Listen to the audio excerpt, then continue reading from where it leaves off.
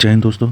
हम दिसंबर मंथ के current affair cover कर रहे हैं और इस वीडियो में हम बात करेंगे सिक्योरिटी पोर्शन से। तो पहली न्यूज़ है एनआईए से रिलेटेड एक केस हुआ है अंकुश विपन कपूर वर्सेस एनआईए, जिसमें सुप्रीम कोर्ट ने कहा है एनआईए की पावर जो है वो सिर्फ शेड्यूल ऑफेंसेस तक सीमित नहीं है, उसके बाहर भी उसकी पावर है।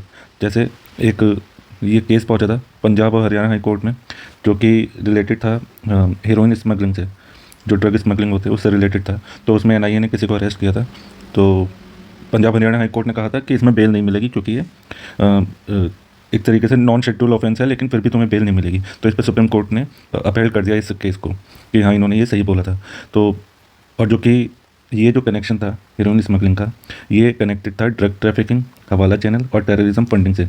इसलिए ये जो नॉन शेड्यूल ऑफेंस है ये एनआईए की पावर के अंतर्गत आते हैं, क्योंकि ये इससे जुड़ा हुआ था और ये शेड्यूल ऑफेंसेस में आते हैं, ऐसा सुप्रीम कोर्ट की रूलिंग में कहा गया है। सेक्शन 8 ऑफ एनआईए एक्ट जो है वो एनआईए को पावर देता है कि नॉन शेड्यूल ऑफेंस में भी इन्वेस्टिगेशन कर सकते हैं and any other accuse link to schedule offence, अगर वो किसी शेड्यूल ऑफेंस से जुड़ा हुआ है तो with central government approval, central government के अप्रूवल के बाद ये ऐसा कर सकते हैं। शेड्यूल ऑफेंस में कौन कौन सी एक्ट इंक्लूड हैं? एक्सप्लोसिव सब्सटेंस एक्ट है, फिर एटॉमिक एनर्जी एक्ट है, यूएपीए है और एंटी हाईजैकिंग एक्ट है, फिर एविएशन और मैरीटाइम सेफ्टी लॉज हैं, फिर सिक्योरिटी टेररिज्म लॉज हैं, इंडियन पिनल कोड है और कुछ अदर सेक्शन है जैसे ट्रैफिकिंग से related, currency related offences, arm acts और इंफॉर्मेशन टेक्नोलॉजी से रिलेटेड। ये सारे ऑफेंसेस एनआईए के एक्ट में शेड्यूल्ड है। फिर एनआईए के बारे में कुछ बेसिक नॉलेज जान लेते हैं कि ये 26/11 जो हुआ था उसके बाद इसे इस्टेब्लिश किया गया था। तो ये जो है इन्वेस्टिगेट कर सकता है और प्रोसिक्यूट कर सकता है। अगर बात आती है इंडिया की सॉवरेनिटी पे, सिक्योरिटी पे, इंटीग्रिटी पे या फ्रेंडली रिलेशन है किसी फॉरेनर स्टेट के साथ। इसका हेडक्वार्टर न्यू दिल्ली में है और जोनल ऑफिस इसके गुवाहाटी और जम्मू में है। इसको जो हेड करता है वो एक आईपीएस करता है, director general of police rank का। जुरिस्डिक्शन जो है वो इसका पूरी कंट्री में हर जगह है और इंडियन सिटीज़न अब्रॉड, मतलब अगर बाहर किसी देश में कोई इंडियन सिटीजन है तो उस पर भी ये जुरिस्डिक्शन कर सकता है। फिर और किस किस पे कर सकता है? Person in service of the government, मतलब अगर कोई बाहर का कोई गवर्नमेंट एम्प्लॉई है वो कहीं बाहर सर्व कर रहा है तो उसके ऊपर कर सकता है। Person on ship and aircraft registered in India, उनके ऊपर कर सकता है, शिप में, एयरक्राफ्ट में। To person who commit schedule offence beyond India against Indian citizen and affecting interest of India, अगर कोई भी इंसान इंडिया के इंटरेस्ट को अफेक्ट कर रहा है और वो शेड्यूल ऑफेंस में आता है तो उनके ऊपर इन्वेस्टिगेशन और प्रोसिक्यूट कर सकता है। पावर क्या क्या है? इन्वेस्टिगेशन, प्रोसिक्यूशन कोऑर्डिनेट कर सकता है स्टेट पुलिस के साथ और एक्स्ट्रा टेरिटोरियल ऑपरेशंस कर सकता है अंडर इंटरनेशनल एग्रीमेंट्स। इसका कन्विक्शन रेट बहुत हाई है, मतलब अगर ये किसी चीज़ में इन्वेस्टिगेट कर रहे हैं और प्रोसिक्यूशन कर रहे हैं किसी का तो उसका रेट बहुत हाई है, 95.23। ईडी वगैरह की तरह नहीं है, ईडी सीबीआई जिनका प्रोसिक्यूशन रेट कम है, कन्विक्शन रेट कम है, सॉरी। नेक्स्ट न्यूज़ है हमारी United nation convention on cyber crime. UN General Assembly recently adopted United Nations Convention on Cyber Crime, marking first legally binding एक तरीके से इंस्ट्रूमेंट है ये in the field of cyber crime. ठीक है, ये साइन कहाँ हुआ है? हनोई वियतनाम में हुआ है, मतलब ये होगा हनोई वियतनाम 2025 में आने वाले टाइम पे ये होगा। फिर ये क्या करेगा? प्रिवेंट करेगा, इन्वेस्टिगेशन करेगा, प्रोसिक्यूट करेगा साइबर क्राइम से रिलेटेड चीज़ों को। फिर इसमें क्या क्या प्रोविज़न है कि कोऑपरेशन करेगा, डेटा शेयरिंग करेगा, प्रोसीजर मेजर्स जैसे guideline of electronic data management, ये सब कैसे होगा, प्रोटेक्शन एस्पेक्ट होंगे, स्टैंडर्ड्स होंगे, rules and regulation personal data के, respect for human rights, bilateral multilateral data sharing agreement होगा। एडिशनल प्रोविजन है एक्सट्राडिशन, मान लो कोई साइबर क्राइम करके कहीं छुप गया किसी देश में जाके तो उसे ला के अरेस्ट किया जाएगा, उसको प्रोसिक्यूट किया जाएगा। ट्रांसफ़र ऑफ सेंटेंस पर्सन, अगर कोई कन्विक्ट है तो उसे वही सब लेके आया जाएगा जिस कंट्री में वो क्राइम किया गया था, वो कंट्री उसे प्रोसिक्यूट कर सकती है। नेक्स्ट न्यूज़ पे चलते हैं। Smuggling in India report 2023 and 24, directorate of revenue intelligence release smuggling in India, एक रिपोर्ट निकाली है डायरेक्टरेट ऑफ रेवेन्यू इंटेलिजेंस ने। तो देखते हैं इसमें क्या है कि इसमें जो ड्रग्स पकड़े जा रहे हैं उनका जो सीजर है वो बढ़ता जा रहा है और अभी रिसेंटली जो है 8,223 kg नारकोटिक्स और साइकोट्रोपिक सब्सटेंसेस पकड़े गए हैं। Import fraud worth 6,000 crore detected. 6,000 crore की कीमत का जो वो जो फ्रॉड पकड़ा गया है, मतलब कोई भी सब्सटेंस वगैरह ये सारी चीज़ें 6,000 करोड़ तक की पकड़ी गई हैं। Cold smuggling operate through hub and spoke model, entry via land border and air routes. तो ये क्रिमिनल काम कैसे करते हैं हब एंड स्पोक मॉडल से?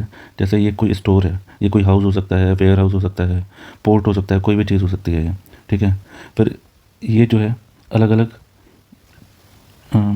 वेट ये जो है अलग अलग उससे जुड़े रहते हैं, स्मॉलर और मतलब लेस कनेक्टेड जो प्लेसेस होती हैं, रूट्स होते हैं, उनसे जुड़े रहते हैं।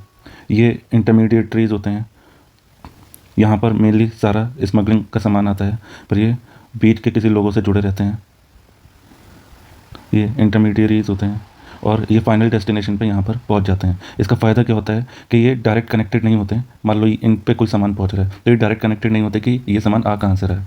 इस पे कोई सामान पहुँचा तो इसे पता ही नहीं है कि ये यहाँ से पहुँचा है, इसे भी नहीं पता। मान लीजिए ये कल के दिन ये इंसान पकड़ा जाता है तो इसे पता ही नहीं है कि ये सामान इसे कहाँ से मिला है, क्योंकि बीच में ये इंटरमीडिएरी है।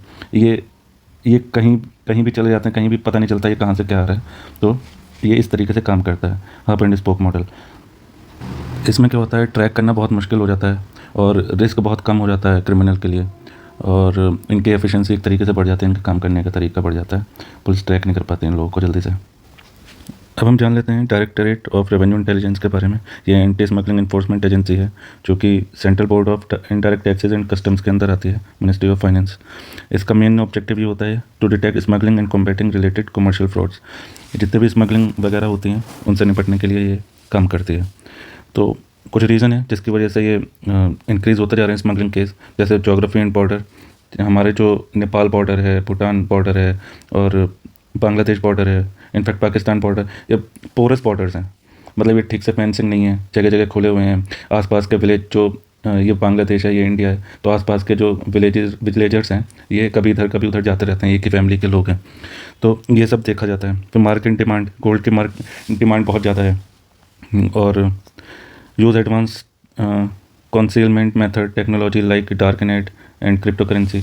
तो डार्क नेट जल्दी से कोई ट्रैक नहीं कर सकता वहाँ पर कौन किससे बात कर रहा है। क्रिप्टो करेंसी किस चीज़ के लिए यूज़ हो रही है उसको कोई ट्रैक नहीं कर सकता। फिर misuse of legal loopholes, exploitation of pre trade agreement का एक्सप्लॉयटेशन होता है स्मगलर्स के द्वारा। Transitional network complex international smuggling network make it hard to detect. International level पे तो और हार्ड हो जाता है क्योंकि इनका नेटवर्क इतना बड़ा होता है, ट्रैक ही नहीं कर सकते। आपको पता है कि एक मिनट मैं इंडिया का मैप बना दूँ। ये ट्रिक आप देख सकते हैं, ये आप भी फॉलो कर सकते हैं इंडिया का मैप जल्दी से बनाने के लिए। थोड़ा रफ सा डायग्राम है। तो अगर हम इधर देखें, इंडिया के इधर देखें, तो यहाँ पर दैट ट्रेंगल है और यहाँ अफगानिस्तान की साइड दैट क्रेसेंट है। तो ये दोनों जो है इंडिया की तरफ स्मगलिंग एक तरीके से होती है। यहाँ से दोनों तरफ से ड्रग्स वगैरह इंडिया में सप्लाई होते हैं इलीगल रूट्स के थ्रू। तो ये अफगानिस्तान, पाकिस्तान, ईरान वाला एरिया है, ये साउथ ईस्ट एरिया है, वियतनाम, मलेशिया, म्यांमार, इन सब जगह से ये ड्रग्स वगैरह आते हैं। तो एक वजह ये भी है कि इंडिया में इसलिए ये चीज़ बढ़ती जा रही है। Currency weakens India financial system whereas tax evasion distort economic stability. मतलब एक जगह तो करेंसी वीक हो रही है, फिर ऊपर से दूसरी तरफ टैक्स इवेजन भी हो रहा है जो कि इकोनॉमिक की स्टेबिलिटी को बिगाड़ता है। तो ये कुछ रीज़न है। और कुछ रीज़न है जैसे wild life and environment crime, trade in endangered species, threaten Indian biodiversity. तो स्पीशीज़ का जो ट्रेड होता है वो बायोडाइवर्सिटी को नुकसान पहुंचाता है हमारी। ह्यूमन ट्रैफिकिंग है जो कि ओवरलैप करता है स्मगलिंग रूट से और नेटवर्क से। तो ये कुछ रीज़न है। UN commission on narcotic drug के बारे में कुछ देख लेते हैं कि India has been selected chair 68 session of UNCND for the first time. India पहली बार हेड कर रहा है इस संस्था को, और ये जो है 1946 में बनी थी, और यूएन की एक स्पेशलाइज्ड एजेंसी है जिसका नाम है इकोनॉमिक एंड सोशल काउंसिल।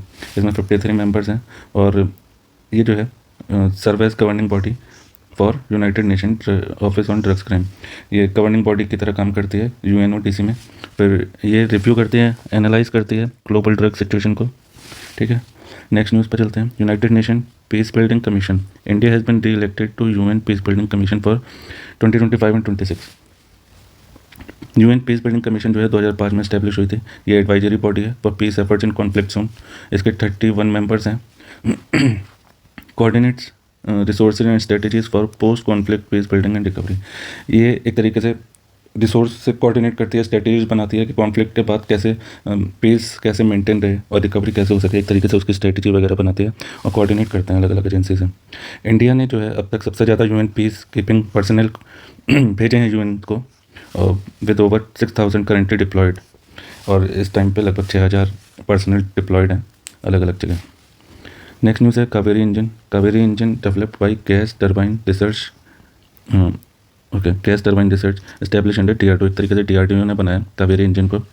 और पहले ये जो है लाइट कॉम्पैक्ट एयरक्राफ्ट तेजस के लिए बना था, और फिर बाद में इसे जो है अनमैन्ड एरियल व्हीकल के लिए यूज़ करने लगे। जैसे घातक स्टेल्थ है, ये UAV है, ये अनमैन्ड एरियल व्हीकल है, तो इसमें यूज़ किया गया है। फिर है next news Saturn 2। Russia is set to deploy RS-28 Sarmat intercontinental ballistic missile known as Saturn 2। ये इंटरकॉन्टिनेंटल मिसाइल है जो रशिया ने डेवलप की है, डिप्लॉय की है, और ये one of the world most potent nuclear weapon. Okay, ये एक टाइम पे कई सारे टारगेट स्ट्राइक कर सकती है, और इसकी जो रेंज है वो 10,000 से 18,000 किलोमीटर तक की है, और 10 टन तक का ये पेलोड न्यूक्लियर पेलोड लेके चल सकते हैं। नेक्स्ट न्यूज़ है SARAT search and rescue aid tool, और Indian national centre for ocean information service deploy an advance version of SARAT. इसका काम क्या है? To increase precision in aiding Indian search and rescue agencies such as Indian coastal guard during maritime operation. ये एक तरीके का tool है जो सर्च और रेस्क्यू में काम आता है, और ये जो है इंडियन कोस्टल गार्ड को प्रोवाइड किया गया है ताकि वो मैरीटाइम ऑपरेशन अच्छे से परफॉर्म कर सके। सारथ जो है वो डेवलप किया गया था 2016 में under make in India initiative के, और ये जो है मोबाइल एप्लीकेशन है for public use to assist location distress individual और वेसल्स। बेसिकली मोबाइल एप्लीकेशन है पब्लिक यूज़ के लिए, और ये लोकेशन बताती है वेसल्स की। अब हम बात कर लेते हैं Indian national centre for ocean information service के बारे में। ये फॉर्म हुई थी 1999 में, ऑटोनोमस बॉडी थी और मिनिस्ट्री ऑफ अर्थ साइंस के अंडर है। ये जो है ओशन की इंफॉर्मेशन देते हैं, एडवाइजरी जारी करते हैं ताकि ये अच्छे से अपना काम कर सकें, और इंडियन ओशन रीजन को एक तरीके से इंडिया के लिए, इंडिया के फेवर में काम कर सकें, ताकि कोई पायरेसी वगैरह और ये सारा इशू ना आए। तो ये टाइम टू टाइम अपडेट देते रहते हैं और डेटा शेयर करते रहते हैं, मॉनिटरिंग करते हैं, अलर्ट घोषित करते हैं टाइम टाइम पे। मान लीजिए सुनामी आ गई, स्टॉर्म आ गया, इन सब का डेटा भी ये प्रोवाइड करते हैं। फिर कुछ एक्सरसाइज है हुई है दिसंबर मंथ में, तो देखते हैं कि ये सारेक्स 24 इंडियन कोस्टल गार्ड ने परफॉर्म किया है। 11th एडिशन था ये, और ये सर्च एंड रेस्क्यू एक्सरसाइज थी, कोची में हुई है। फिर नेक्स्ट एक्सरसाइज है श्री नेक्स्ट, जो कि श्रीलंका और इंडिया के बीच हुई है, नेवल एक्सरसाइज। फिर है डेजर्ट नाइट, जो कि ट्राइलेटरल एयर कॉम्बैट एक्सरसाइज है इंडिया, फ्रांस और UAE के बीच। फिर है हारीमाऊ शक्ति 2024, ये इंडिया और मलेशिया के बीच में हुई है, मेघालय में परफॉर्म किया गया। नेक्स्ट है अग्नि वॉरियर, जो कि मिलिट्री एक्सरसाइज है इंडियन आर्मी और सिंगापुर आर्म फोर्सेस के बीच में। फिर है सिनपैक्स, जो कि फर्स्ट एडिशन था, joint table top exercise between Indian army और कैम्बोडियन आर्मी के बीच में। Focus on counter terrorism under UN charter chapter 6-7-8 Pune में हुई है सिनपैक्स। ये याद रखना, इंडियन आर्मी और कैम्बोडियन आर्मी के बीच में हुई है। तो ये थी दिसंबर मंथ की करंट अफेयर सिक्योरिटी से रिलेटेड। और वीडियो अगर अच्छी लग रही है, सीरीज़ अच्छी लग रही है, तो लाइक कर दीजिए, शेयर कर दीजिए, कमेंट कर दीजिए और सब्सक्राइब कर लीजिए। Thank you.